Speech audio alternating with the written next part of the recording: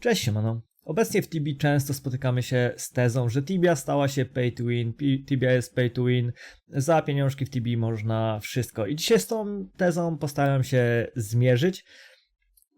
Na wstępie nie powiem wam, w którym kierunku ten filmik będzie szedł, bo tak naprawdę sam jeszcze nie wiem, po prostu podpunkt po podpunkcie postaramy się rozwinąć temat, spojrzeć na to z różnych perspektyw i na koniec może wyciągniemy sobie jakąś konkluzję. Także zacznijmy sobie może od spraw oczywistych. Wiadomo, dzisiaj mamy legalny Harbazar, możemy sobie kupić postać z wyższym levelem, z lepszymi skillami. No to z tym nie da się polemizować, tak jakby tą sytuację może w ogóle powinienem z tego filmiku wyciąć, no bo oczywiście fakt, jeśli wyłożymy sobie złotówki, kupimy sobie lepszego Harka, no to wiadomo, że to jest w jakiś tam sposób pay to win, aczkolwiek nie do końca, bo do tego dojdziemy myślę jeszcze później, ale myślę, że od Harbazaru można tutaj abstrahować. No jest to tak jakby w pewnym sensie dość specyficzny tutaj przypadek tego całego, nazwijmy to pay to win, i tak naprawdę no nie da się tego inaczej tak jakby tutaj przedstawić. Dalej idąc sobie, gdzie pieniążki w Tibie mogą pomóc? No oczywiście skille. Wiadomo, im wyższe skille, tym przyjemniej nam się gra, tym fajniejsze cyferki kręcimy i tak dalej. No i skille na dzień dzisiejszy to jest coś, co na pewno możemy zaliczyć do segmentu pay to win, bo kiedyś, no nie oszukujmy się, kiedyś taki Knight czy Paladyn szedł, skillował na jakichś slimach, nie wiem, golemach, cyklopach, czymkolwiek. Knajci, magowie pili potki, skillowali magic level, robili runy, tak dalej. No kiedyś to bicie magic levela było dużo cięższe, teraz już nawet training weapony mamy 8-godzinne, więc jeśli was stać, klikacie sobie raz na 8 godzin różdżkę, mieczyk, łuk czy cokolwiek do skillowania na kukiełce, no i te skille lecą. Ile kosztuje skillowanie? No w tej chwili skillowanie wraz z wzrostem ceny Tibia Coinów jest powiedzmy coraz tańsze, tak, no bo na dzień dzisiejszy za 250 Tibia Coinów, jak na jakimś starszym serwerze przemielimy sobie te coiny na GPeki, no to wyjdzie na to, że za te 4 dyszki możemy skillować jakieś 12 godzin, mniej więcej pi razy drzwi, tak, w zależności od ceny coina, więc na pewno jeśli chodzi o skilla jest to pay to win, no natomiast też nie do końca, no bo o ile faktem, że skillowanie kosztuje, no to i trzeba tego siana od pewnego poziomu skilli, po prostu te sumy są tak abstrakcyjne, że tylko jakiś tam odsetek sobie może na to pozwolić. No oczywiście wiadomo, jak ktoś potem robi dobry profit, no to też z gierki jest w stanie skillować, natomiast tak jakby abstrahujemy tutaj od tej sytuacji, tak? Że po prostu wkładając kasę możemy sobie wyskillować postać, natomiast też czasu tutaj nie przeskoczymy, tak? Jedna różdżka 8-godzinna daje nam ileś tam procent tego skilla, znaczy jedna broń training weapon 8-godzinny daje nam ileś tam tego skilla, no i czasu nie przeskoczymy, ileś tam czasu i tak nam to zajmie na pewnym etapie, no to tak naprawdę to są dni, tygodnie, miesiące, żeby wbić skilla i po prostu no gdzieś tam o ile zasypiemy to gotówką, o tyle po prostu czasu tutaj nie przeskoczymy i na pewno czasu w jakiś tam sposób kupić się tutaj nie da. Więc nadal gdzieś tam ten czas jest potrzebny. No też, tak jak mówiłem, oczywiście z jednej strony możemy zasypać to gotówką, z drugiej strony też grając, odkładając gdzieś tam GPeki z gierki, te skille da się podbijać. No bo w Tibii nie oszukujmy się, ale GPeki w Tibii dzisiaj zarabia się mega łatwo, bo jakieś 400-500 levele są dzisiaj w stanie zarabiać około 1kk na godzinę nawet, co jeszcze kilka lat temu było jakąś abstrakcją. Ja pamiętam czasy, w których jak się zarobiło 250k na godzinę, to był mega profit i było zajebiście, nawet bym powiedział. Natomiast dzisiaj 250k to często niektórym się nawet z depo by nie chciało wychodzić, bo taki 500 na jakichś Verelejonach pewnie z bańkę w godzinę jest w stanie nastukać profitu, co jest dla mnie trochę abstrakcyjne. 700 Knighty na WZ8 czy tam WZ7 chyba to jest ognista, robią po 2 miliony profitu w godzinę, co jest w ogóle dla mnie mózg wybucha, nie? Także gdzieś tam to tak tutaj nie do końca. Gdzieś tam to pay to win, wiadomo, tak jak mówię, jeśli nie chcemy poświęcać czasu, no to wiadomo, zasypiemy to gotówką i też będzie. Co dalej? Na pewno mamy ekwipunek, oczywiście. Im lepszy ekwipunek, tym gra nam się łatwiej. Tak samo będziemy kręcić lepsze cyferki. Ekwipunek pomaga też zasypać nam gdzieś braki w umiejętnościach, no bo im lepsze EQ, tym gdzieś tam będzie grać nam się łatwiej i będzie tak jakby te dziury w naszym skillu troszeczkę łatać. Wiadomo, że lepsi gracze z lepszym ekwipunkiem będą po prostu maksować jeszcze te wyniki, no natomiast przeciętny gracz w dobrym ekwipunku będzie ok, tak?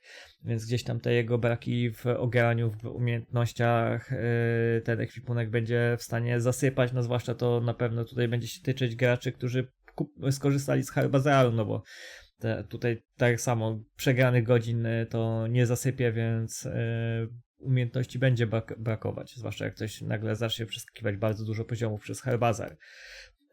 Także ekwipunek na pewno możemy zajrzeć do pay to win, natomiast nadal ten ekwipunek możemy sobie przy łatwości zarabiania, fakt, że dzisiejsze ekwipunki potrafią kosztować horrendalne sumy, rzędu setka K i to już czasami to jest troszeczkę abstrakcyjne do nazbierania, no z drugiej strony Tibia to jest maraton, a nie sprint, więc tak naprawdę no nikt nie powiedział, że musimy dzisiaj kupić cały ekwipunek, możemy to zrobić za rok, za półtora, tak, stopniowo sobie na niego zbierając, także po prostu pieniążki zaoszczędzą nam znowu czas, który musielibyśmy poświęcić na jakieś tam grindowanie na jakichś profitowych miejscówkach, zamiast po prostu iść expić i tak dalej.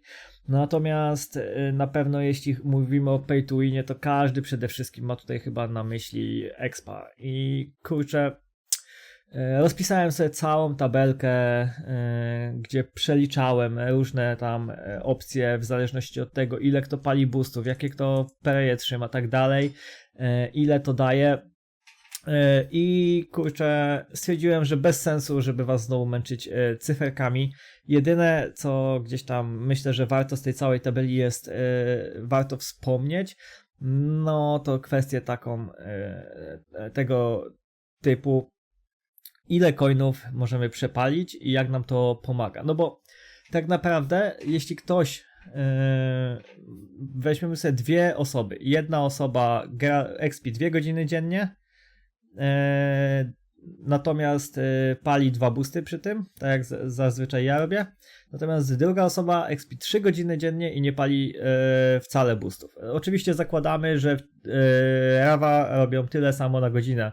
Nieważne jaki to jest przedział levelowy, nieważne jaki to jest spot, tak dalej, zakładamy, że jeden i drugi gracz będzie wbijał taką samą ilość expa, RAV expa na godzinę, natomiast jak mówię, jeden będzie palił 2 boosty i expił 2 godziny dziennie, drugi będzie palił, nie będzie palił boostów i expił 3 godziny dziennie i obaj wbiją tyle samo expa.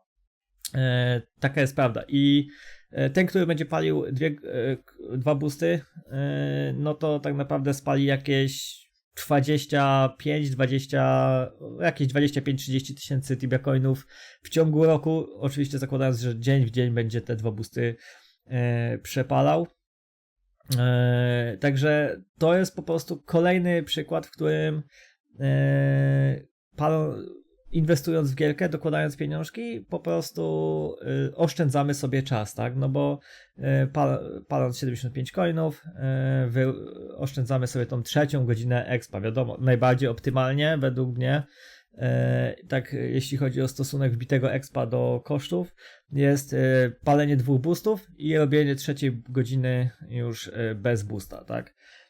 Więc wtedy, bo raz, że sobie doprofitujemy, dwa, że te 2 pierwsze boosty jeszcze nie kosztują tak dużo, no a zawsze tam jeszcze godzinkę jak pobijemy na zielonej stamince, no to coś jeszcze przyekspimy i to jest jakby najbardziej optymalna według mnie strategia. No natomiast skoro mówimy o pay to win, no oczywiście zdaję sobie sprawę, że dzisiaj są ludzie, którzy palą po 3 boosty, do tego Więc a paląc 3 boosty, no to rocznie już przepalimy praktycznie drugie tyle, no bo trzeci boost kosztuje 90 coinów, czyli rocznie jakieś 60 000 coinów taka osoba przepali, drugie tyle, no natomiast ile wbije expa więcej, no nie są to jakieś takie powiedzmy turbo ilości, no wiadomo, że od tego expa wbije więcej, no bo wbije, no siłą rzeczy, natomiast czy jest to 27 000 coinów warte? No ja osobiście bym się na dodatkowe,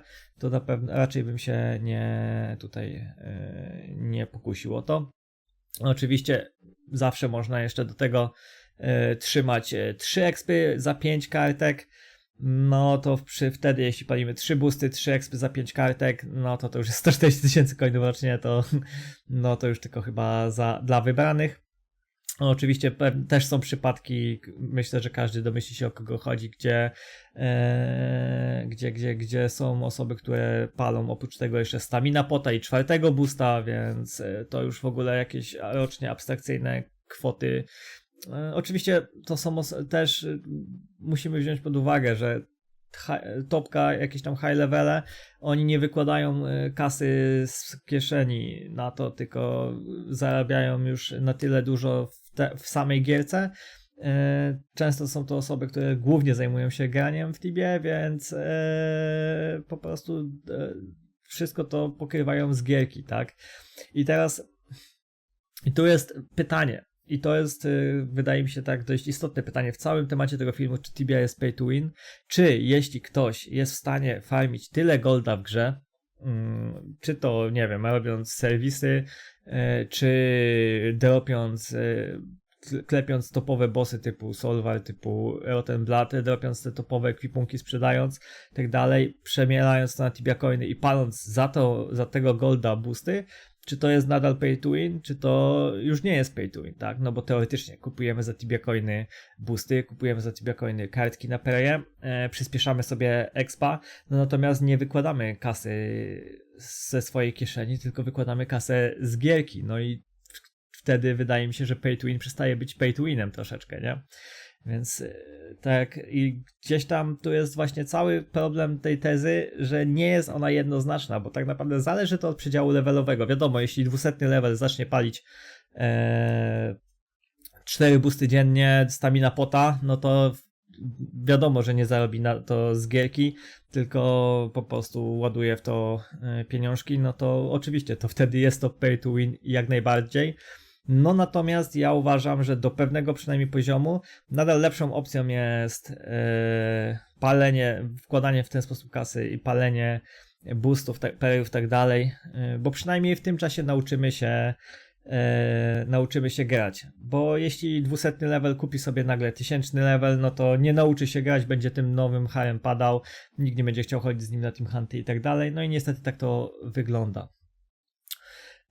I to są takie chyba podstawowe rzeczy, w których możemy dyskutować na temat, czy Tibia jest pay to win, czy nie pay to win. No bo mamy jakieś tam charm pointsy, boss pointsy, jakieś achievementy i tak dalej, sraty, taty.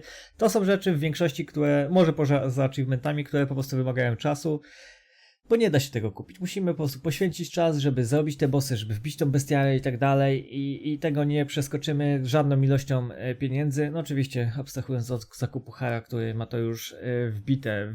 Pieniędzmi możemy się wspierać przy wbijaniu levela, przy wbijaniu skilli, przy zakupie ekwipunku, przy czym tak jak mówię, odpowiadając sobie, czy Tibia jest pay to win, czy nie jest pay to win, no to tak naprawdę musimy sobie rozróżnić te dwa tematy, bo pierwsze to jest to, że ktoś po prostu wyciągnie kartę kredytową, zboostuje sobie postać, czy kupi sobie postać, czy kupi sobie ekwipunek, tak dalej, no to oczywiście to jest typowa definicja pay to win, natomiast druga kwestia, kiedy ktoś farmi tyle golda w gierce, że jest w stanie po prostu i palić boosty, i preje, i kartki, i stamina poty i tak dalej, i w tym momencie teoretycznie używa Tibia coinów, teoretycznie boostuje sobie expa, no ale no to w tym momencie nie dokłada już pieniędzy, więc to według mnie pay to winem już nie jest, więc tak naprawdę pay to win, myślę, że głównie mamy z pay to win do czynienia na jakichś tam niskich przedziałach levelowych, gdzie ludzie chcą się po prostu zboostować, dokładają pieniążki do gierki. Natomiast na wysokich przedziałach levelowych,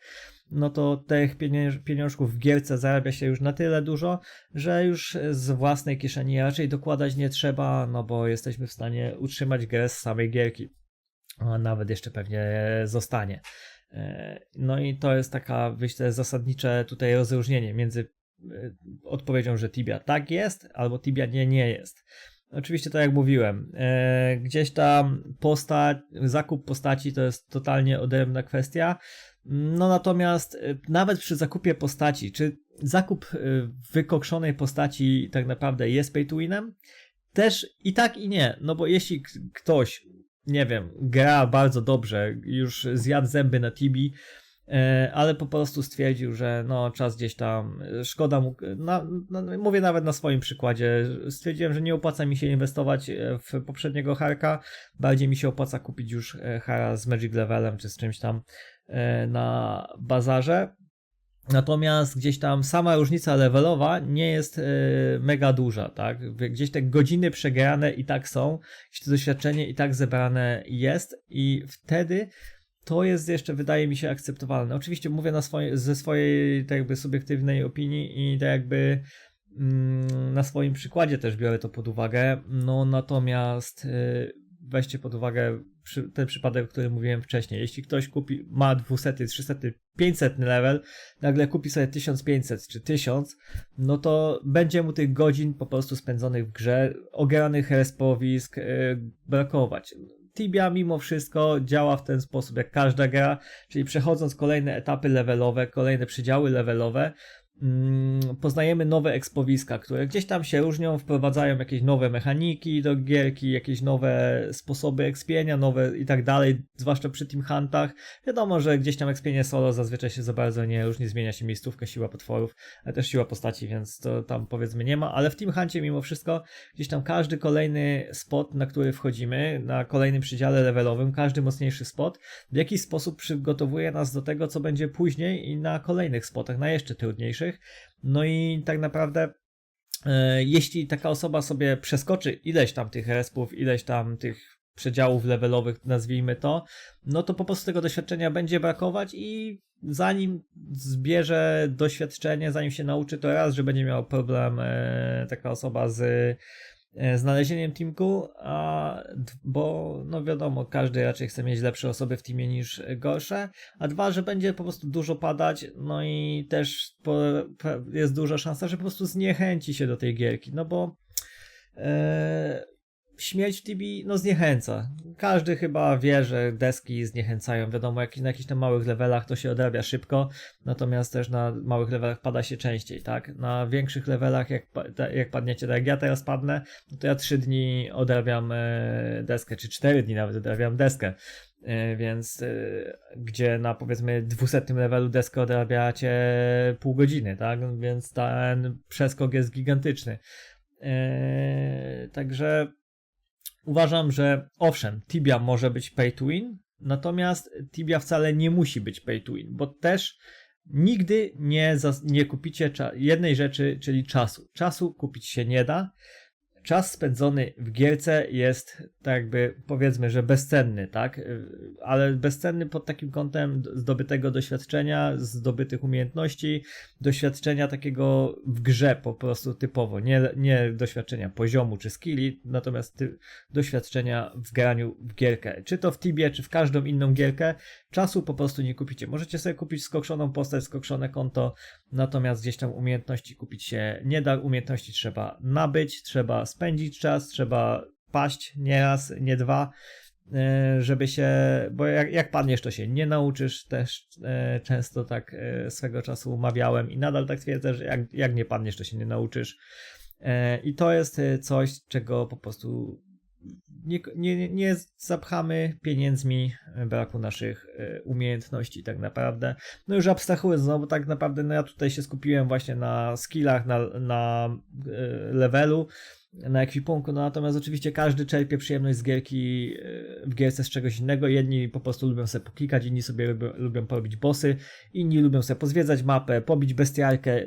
W Tibi teraz jest milion rzeczy, które można robić i jeśli ktoś czerpie przyjemność z gry jako z gry, z odkrywania tej gry, no to nie ma tu mowy o żadnym pay to win, co by tak naprawdę nie robił, no bo jeśli to nie level czy skille są waszym celem, no to tylko przyjemność z gierki, no to nie da się tego zasypać pieniędzmi, no bo po prostu was będzie bawić czas spędzony w gierce, a nie to, co zdobyliście w gierce, bo wiadomo, dla jednych cel w grze to mieć, dla innych cel w grze to być. I wydaje mi się, że to jest takie najlepsze podsumowanie całej tezy, całego tematu pay to win w Tibi. Oczywiście pay to win w Tibi istnieje, nie da się tego wykluczyć, natomiast wszystko zależy od tego, jak do tej gierki podchodzimy i jak na nią patrzymy i czego od gierki tak naprawdę